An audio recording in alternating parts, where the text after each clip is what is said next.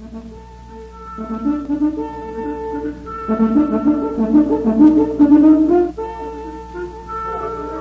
National Broadcasting Company invites you by transcription to join The Chase.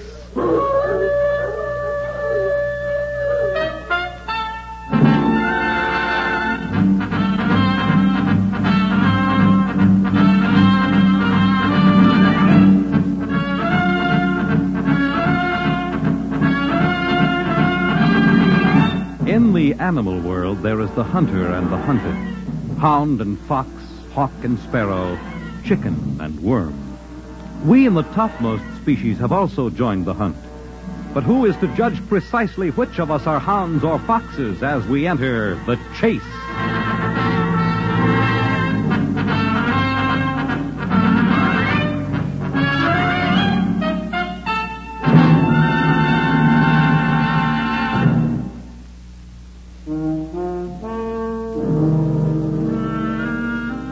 It was all very simple, really, and yet so complex.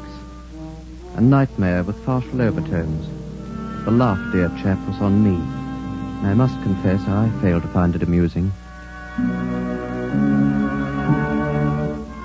I remember meeting Noreen in a Soho pub. Our reunions were brief at that time, and clandestine. We were very much like two frightened mice, snatching moments of comfort together while the tomcat slept, and scurrying to cover when the beast would stir. Degrading, unwholesome, and I had made up my mind to put an end to it. Uncle Alfred will never agree, Elliot. Now, why shouldn't he agree? I don't understand it. What does he have against me, Noreen? I don't know. He's never really given me a decent explanation. I suppose he's a snob. He'd like me to marry someone prominently listed in Burke's peerage, I imagine. Some doddering old fool he could boast about. And play chess with. You're much too young and attractive for my guardian, darling. Besides, you don't like chess. Do you love me, Noreen? Madly. Would you prefer an earl or a duke? I wouldn't exchange the House of Lords for your little finger. Well, then that settles it. That settles what? I'm going to have it out with Sir Alfred today. He'll either grant permission for our marriage, or I'll know the reason why. No, Elliot. I'm afraid. Afraid? Oh, no. Come on, afraid of what? Uncle Alfred's such a beastly temper. You can be rather touchy yourself at times. I don't want any unpleasantness, darling. Particularly for you. Oh, there'll be no unpleasantness. I'll simply put it to him just like that. A good reason for standing between us, or stop meddling in our affairs. But, Elliot... Now, don't argue, darling. My mind's made up. Is he at home now? Yes, he should be. Well, then I'm off to be at the Lion. Wish me luck.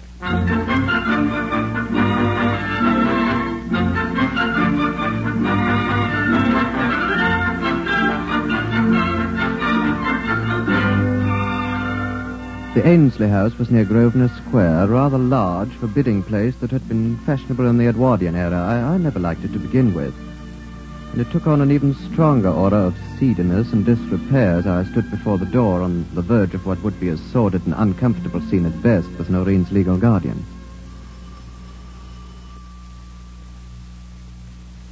There was no answer to my ring, which I repeated several times. I was rather disappointed. Now that I had made my resolution, I wanted to have done with it.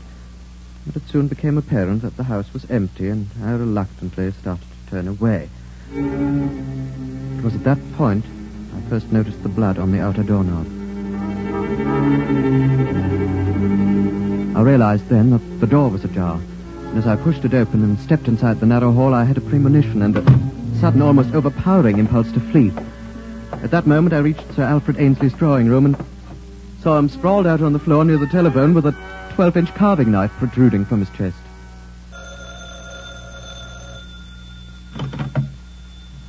Yes? Elliot? Yes, Noreen? I had to call. I was worried about you and Uncle Alfred. What? Where are you calling from? Tobacconist near Trafalgar Square? Is anyone with you? No, why? You sound so... Come over to your uncle's house immediately. And say nothing to anyone. What's happened, Elliot? Something frightful. Hurry, Noreen. My first thought, of course, was to notify the police. But some instinct made me hesitate. Instead, I decided to make a thorough check of the body and the room.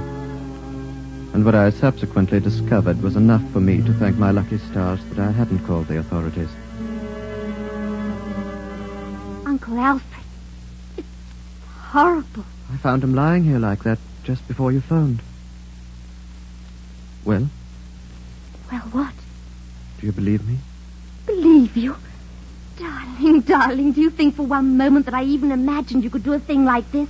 Perhaps you'll change your mind, Noreen, after you see what I'm going to show you. What are you saying, Elliot? Can you stand looking at him any closer? I'll try. Come over here. Near his outstretched hand. Can you make out what he's clutching in his fingers, Noreen? It looks like a piece of silk. It's part of a necktie.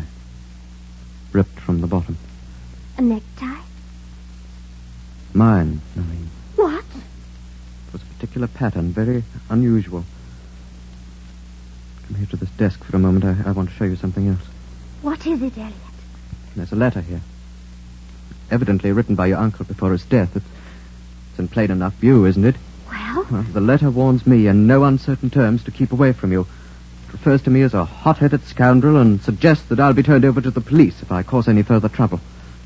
Furthermore, the knife now embedded in Sir Alfred's chest came from my kitchen, Noreen. Elliot! I can recognize it by the nick in the handle. I only bought it a little over a week ago. And on top of that, I found a second note, presumably from my own pen, threatening your uncle with violence. I shouldn't be surprised if I even found my own fingerprints on the walls, the furniture and the weapon itself. What does it mean? It means that I'm being made the goat in a diabolical plot. Someone has deliberately and brilliantly planted enough evidence against me in this room to send me to the hangman. No! The necktie was stolen from my flat. I missed it several days ago. The kitchen knife was also stolen. But the letters... Your uncle wrote his, no doubt about that. Mine was cleverly forged. Frankly, I couldn't tell the difference myself if I hadn't known I didn't write it.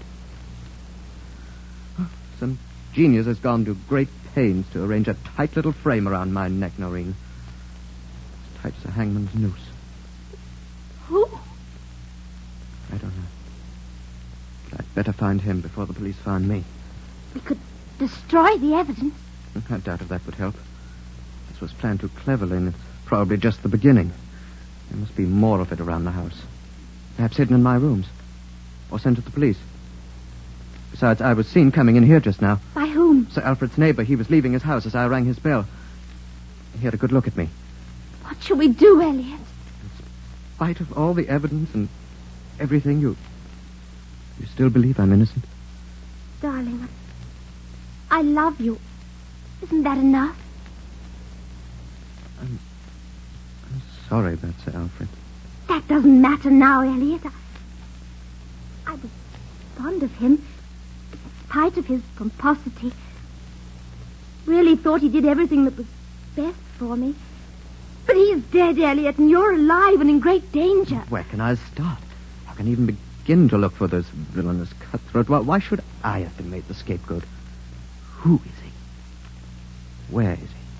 Elliot. Shall I answer it? I don't know. Wait, let me. Are you there? Yes? Sir Alfred Ainsley, please. Who's calling? I'm a secretary. This is Palmer's Travel Agency. Sir Alfred wished to book 2 seats on the boat train to Paris at 8 this evening, on the Orient Express to Zurich. 2 seats? Yes, we've booked them, and he can pick them up at Victoria Station. I'll tell him, thank you. Were you supposed to go to Switzerland with your Uncle Noreen? I know. Did he mention the prospect of a trip to you? No. Well, he's booked 2 seats. Who would his companion be? Can't imagine it. Unless what? there's been something mysterious going on concerning Uncle Alfred and another man. Don't know his name. Uncle Alfred's been very busy for the past few weeks. Quite unusual. I mean, well, with what I took to be business matters. Sir Alfred retired 2 years ago. Yes, I know. In spite of that, he's been conferring with someone regularly. I asked him about it once, and he seemed to be taken aback. I remember he was short with me and told me to mind my own affairs. There's one chance, Noreen. 1 in a million. Chance of what? That this business acquaintance may turn out to be the man we want. And if he is, he may make use of one of those tickets. To get away? Possibly. Grasping for a straw, I know, but I have nothing else to cling to. In any case, if you use one of those tickets, you can leave the country. I thought of that, too. If I'm picked up now, I won't have a chance. At least this will give me a breathing space, and something may turn up. Do you think you can evade the police, Elliot? Even for a while? They'll follow me, there's no question about it. Meanwhile, I'll be chasing someone else. The man who killed your uncle. Then it becomes a question of who catches up with whom first. Elliot, the service door, in the rear, quickly. What about you? Never mind about me. They can't hold me for anything. Don't argue, Elliot. It may be the police. Run, darling. Call the Hotel Alpen in Zurich and ask for Noel Darnley. Perhaps you can join me later, darling. Wish me luck.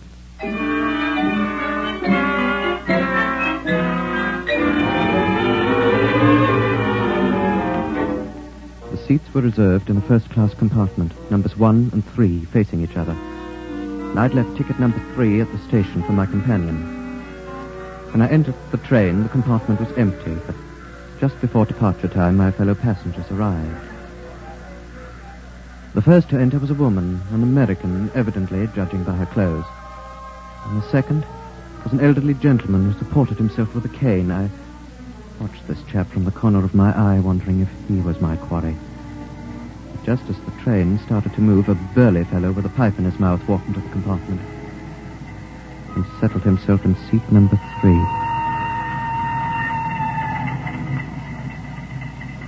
I beg your pardon.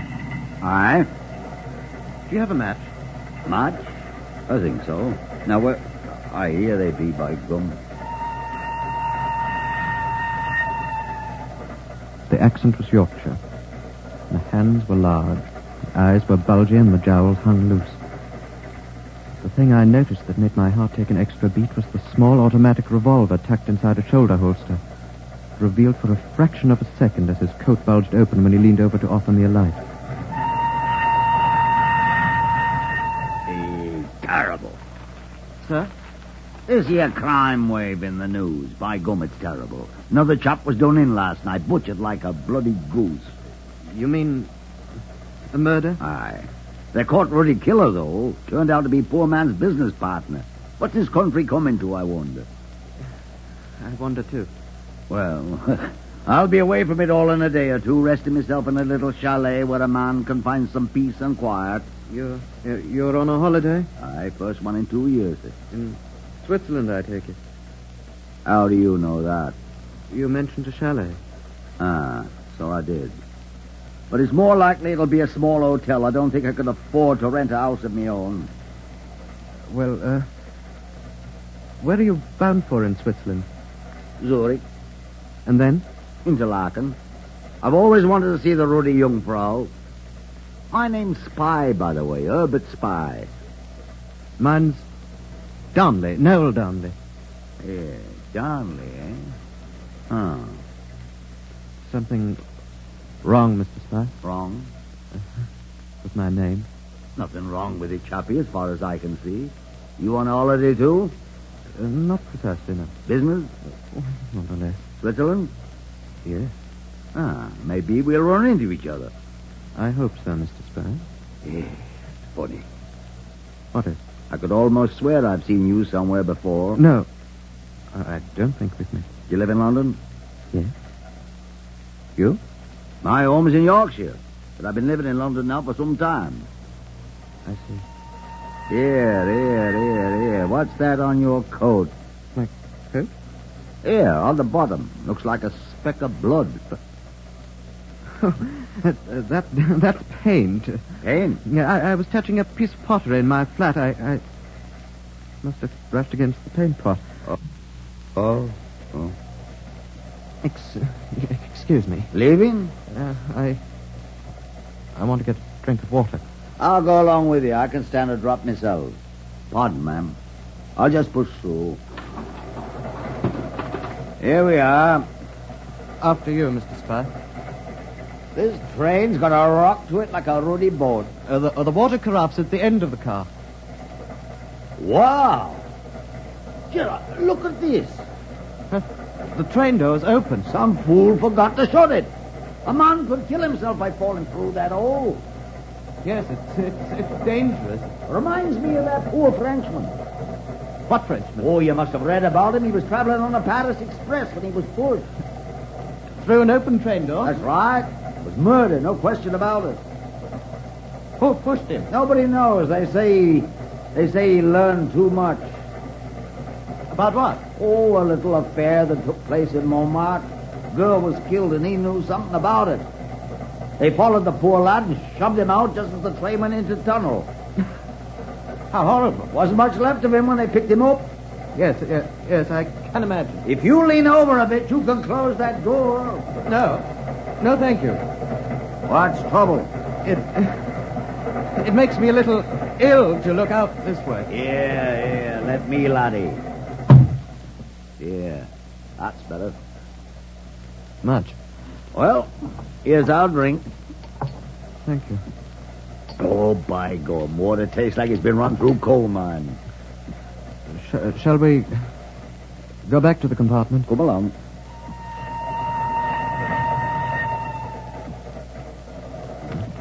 Here we are. Is this right number?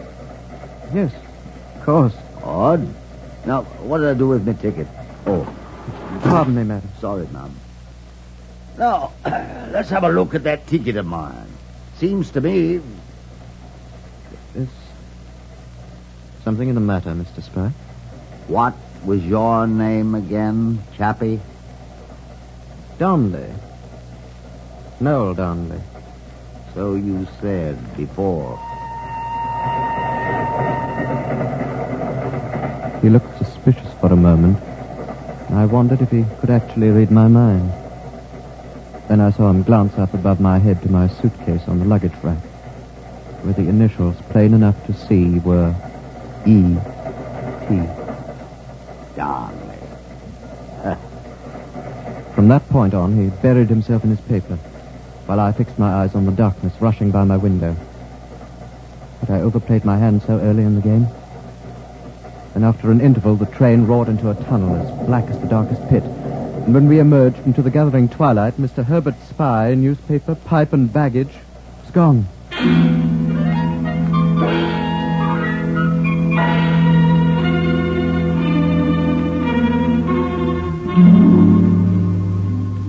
Are you there? Is this London? Elliot, where are you calling from, darling? Paris. I'm just about to board the Orient Express.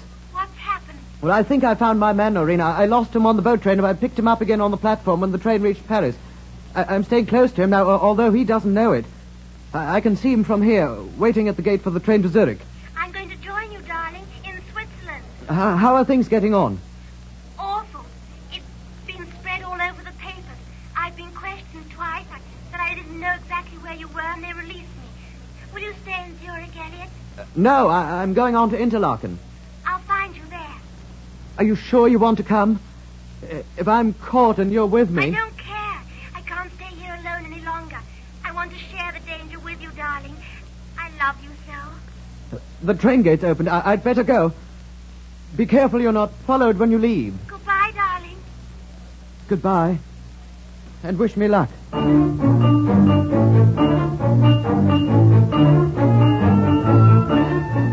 I was careful not to let him see me on the way to Zurich, and when we changed trains for Interlaken, I rode once again in a different car.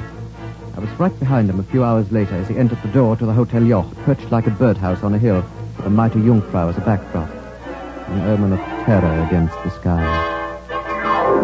Guten Abend. Guten Abend.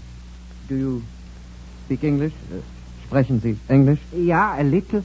You wish a room? Please. We have something here which is very nice.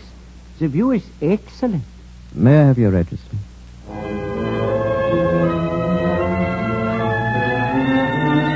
The name above mine was Herbert Spy's, and they'd given him room number 12. I asked for 10 across the hall, then wondered what my next move was going to be. I found that decision wasn't mine to make some 20 minutes later as I finished unpacking my bag.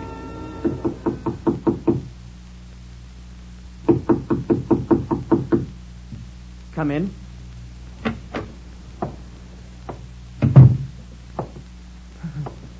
Mr. Spy, I believe. Aye, Mr. Spy.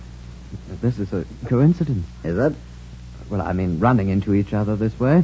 You've been following me. Oh, no. That's not quite true. Don't lie, by gum. I let you trot along behind me just to see how far you'd go. Now, what's your game, chappie? What's yours? Mine? I'm on holiday. So am I. Now, look here. Why are you sticking to me like a ruddy plaster, chappie? And why are you trying to run away? Run away? Me? You left your compartment seat in the boat train to Paris. Of course I did. The seat wasn't mine. I'd made a ruddy mistake, that's what. My reservation was put to the car. Then I'm sorry, Mr. Spy. Sorry? For what? For making a nuisance of myself. I mistook you for someone else, someone I've been searching for. I assure you I won't annoy you again. You just make certain of that, chappie. That's all I've got to say.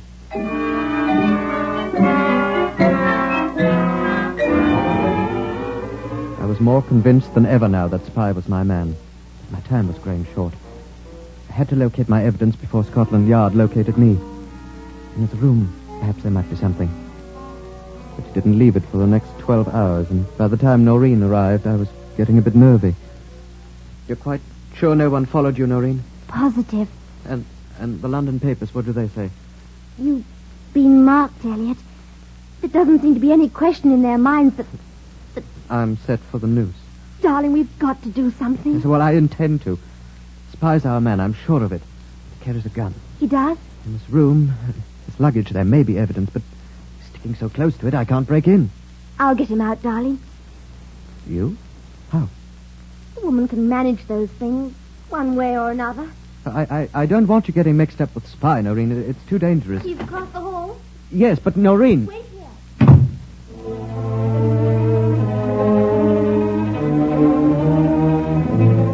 I suppose you'd say I was a cad, letting the girl I loved risk her safety for me. But I had no choice. Besides, I was nearby in the room across the hall if she needed help. He's gone, Elliot. The room's empty. What a fool I was not to force the issue before this. It's not too late. I know where he's gone. Where? The Jungfraujoch. There's a hotel near the summit. One of the porters told me. I met him in the hall. Jungfraujoch. Very well. Wait here, my darling. You're going to follow him up the mountain? I have no choice. It's his life now or mine.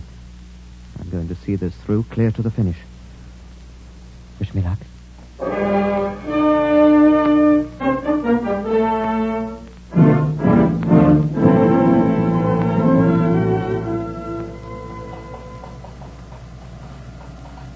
It's 11,000 feet straight up to the Jungfraujoch.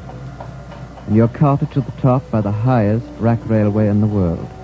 The scenery is magnificent, if you're enjoying it as a tourist, but one has little time for landscapes when one's very life depends upon the trip.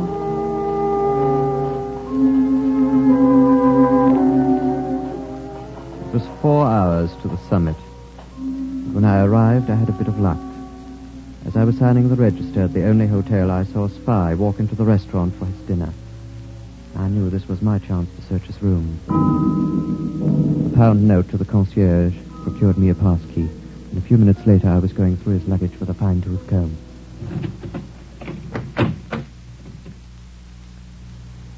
Bye. There's no need for that revolver, Mr. Spy. No? Well, we can discuss this thing quietly. How would you like to talk it over with a constable? Don't try to bluff me, Spy. Huh?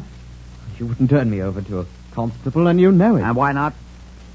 Because you murdered Sir Alfred Ainsley. I what? You killed him and arranged things so they'd hold me for the crime. You must be young Elliot Preston. Why? Why did you choose me? We never even met before.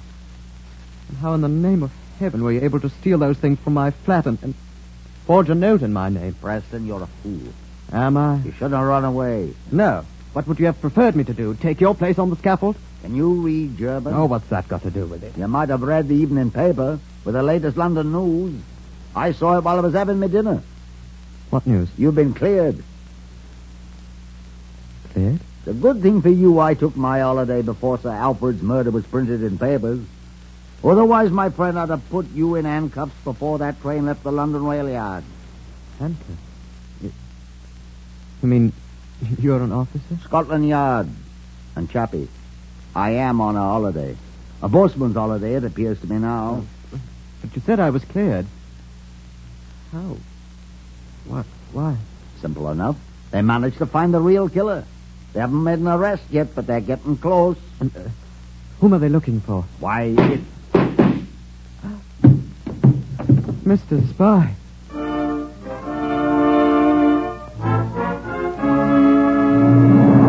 Revolver shots came from behind me, and as he crumpled like a sack of flour right before my eyes, I wheeled to face the open door.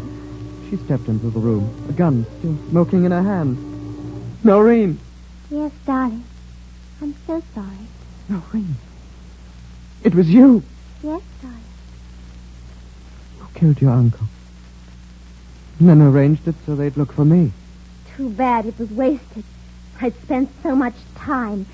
You've no idea how long it took me to forge that letter in your hand, Elliot. It was absolutely nerve-wracking.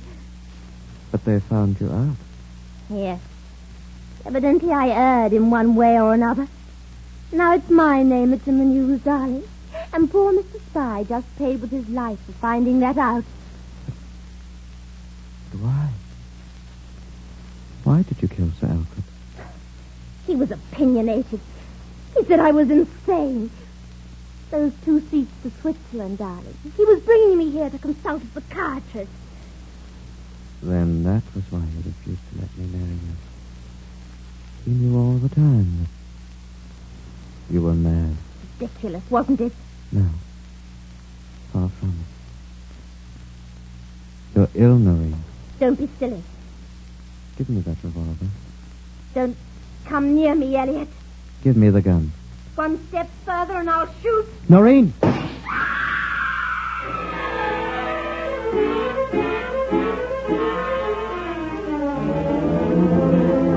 There was a large French window right behind her.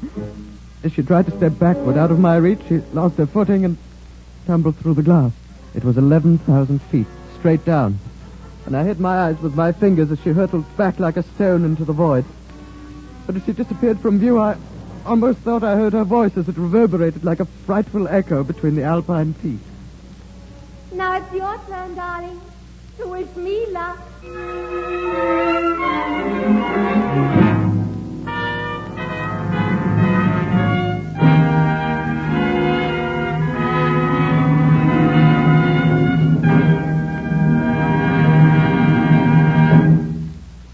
In the animal world, there is the hunter and the hunted. Hound and fox, hawk and sparrow, chicken and worm. We in the topmost species have also joined the hunt. But who is to judge precisely which of us are hounds or foxes as we enter the chase?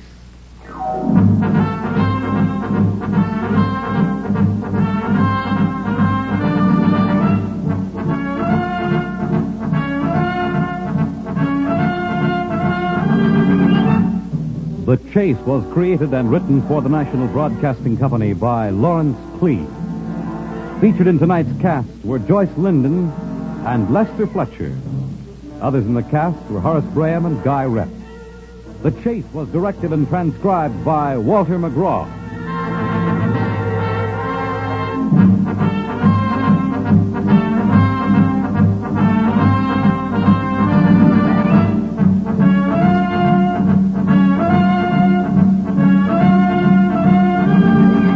Next week, you'll hear another suspenseful story of a reporter pursued by sudden death in South America when you follow The Chase.